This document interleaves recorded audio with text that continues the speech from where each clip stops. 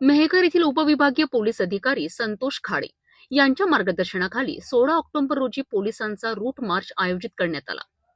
या रूट मार्चचा उद्देश जगदंबा माता विसर्जन मिरवणूक व येणाऱ्या सणासुदीच्या दिवसात सुरक्षा आणि कायदा सुव्यवस्था सुनिश्चित करणे होता। रूट मार्च दरम्यान नंबर प्लेट नसलेल्या ट्रिपल सीट मोटरसायकल तसेच फॅन्सी नंबर प्लेट गाड्यांवर थेट दंडात्मक कारवाई करण्यात आली।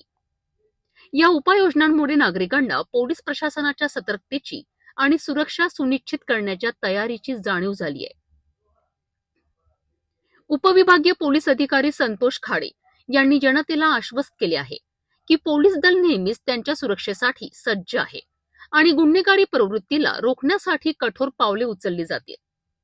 रूट मार्चमुळे मेहकर शहरात कायदा सुव्यवस्था राखण्याचे वातावरण निर्माण झाले असून नागरिकांमध्ये सुरक्षेची भावना वाढली आहे।